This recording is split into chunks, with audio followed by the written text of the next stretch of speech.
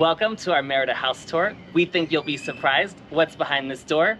Let's go check it out.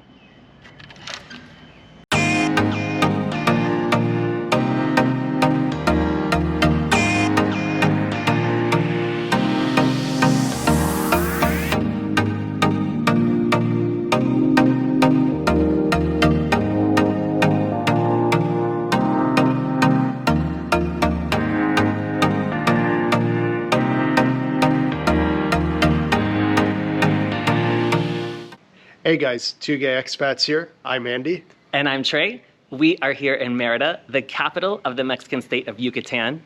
We definitely wanted to stay in a renovated colonial house in Centro, and this one nearly checked all the boxes for us. And be sure to stick around until the end of this video when we'll reveal just how inexpensive this place is. It's gonna blow your mind. Let's head inside. You enter this light-filled 2-bed, 2-bath home through the extra tall glass doors which run the entire length of the home. The kitchen, dining, and living area are all in the center of the home with dual primary bedrooms with ensuite bathrooms on opposite sides. Here's the first bedroom, which we decided to use given it felt the coolest to us on entry. And here's the first bathroom with shower. Moving back through the living area, we like this layout here as if we were traveling with friends. Everyone would have their privacy.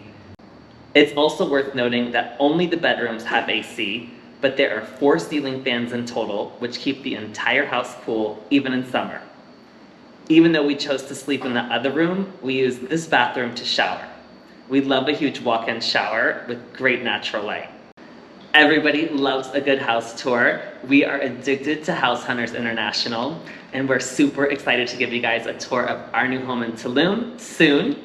We're about 8 months delayed so far and counting, but hopefully we'll be able to give you that tour in the next few months. So stay tuned, go ahead and hit that subscribe button, and we'll have that out shortly. In the meantime, we've been staying in Airbnbs, short-term rentals, and the occasional hotel. But this is one of the better ones, so we wanted to highlight it for you guys. Some of the positives in this home include a great location in Centro. We are just 6 blocks from Plaza Grande, the main square in Merida. Also, Restaurant Row on Calle 47 is a short 10 to 15 minute walk away. The home is equipped with air conditioning, a must here in Merida, fast Wi-Fi, and a well-equipped kitchen with a wine opener and glassware for every occasion. They even have a French press for Andy to make our favorite cold brews. Other things we like about this house is the natural light in every room, including both bathrooms and bedrooms, and numerous skylights throughout as well. The mornings also get a beautiful sunrise with light dancing in the trees.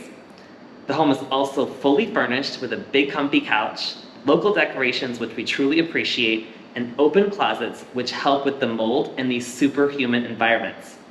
Lastly, the outdoor space, pool, privacy, and relative quiet are also huge pluses. Now for the negatives. There's no laundry, which isn't a deal breaker for us, as there are plenty of wash and folds everywhere, which are super inexpensive. There's also no dedicated parking, but there is free street parking, but it's a busy street, which always makes us a little bit anxious. Anything else? Yeah, bring mosquito repellent.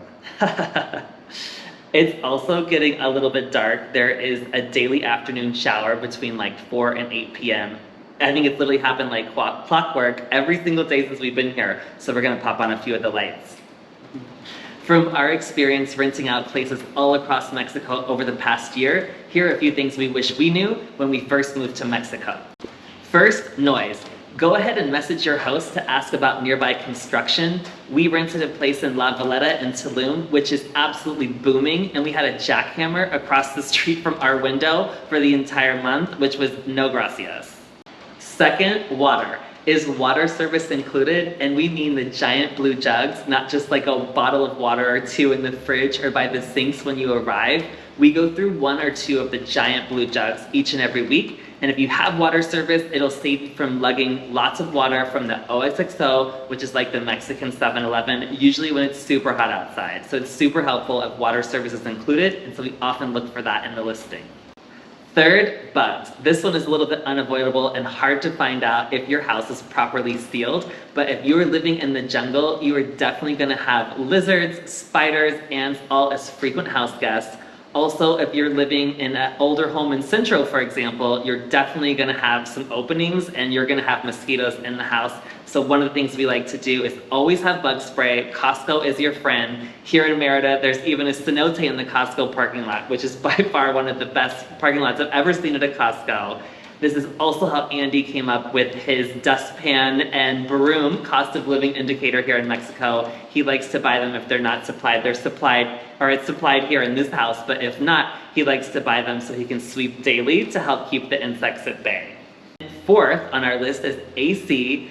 A lot of the listings will say there's AC in the unit. However, the big question is, where is the AC? So we like to look at pictures and maybe even ask the owner or the manager where the ACs are located. We once rented this amazing 2-story house in Playa del Carmen for a couple of months. It said there were ACs, so we were excited, but the ACs were only upstairs in the bedrooms, so the entire lower level had no air conditioning, so it was too hot to enjoy at all any of the living areas during the day, so we learned our lesson there. All right, the moment we've all been waiting for. So how much do you think this amazing 2-bed, 2-bath home in Centro with the pool costs? Drum roll. We got this rental on Airbnb for just $79 a night. Unbelievable. That's with a 5% discount for booking for an entire week.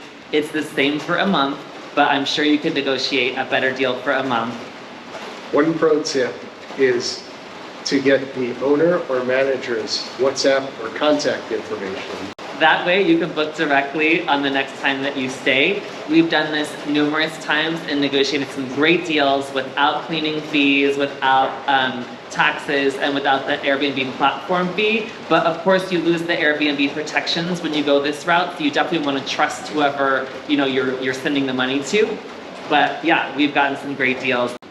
An option we've used for first-time stays is to reach out on platform and ask for a discount. In this case, this place is still available for the entire month of August, so I would reach out to the owner and ask if $1,800 would be good for her, and maybe she'd respond back and say yes, or maybe she would say no, $2,000 is better, but the answer is always no unless you ask. Also in Mexico, regardless of which platform you use, if you're staying for 3, 6, or 9, or even 12 months, you're definitely going to get a better rate, something that resembles more of a long-term rental rate than going on an Airbnb platform, for example. Well, that's it for our Merida house tour. We hope you enjoyed it. If you did, it would be awesome if you could smash that like button and subscribe to our channel. For more of our adventures, head over to our travel blog at TwoGayExpats.com and follow us on your favorite socials at TwoGayExpats. Thanks so much for watching, and we'll see you on the next adventure. Hasta luego.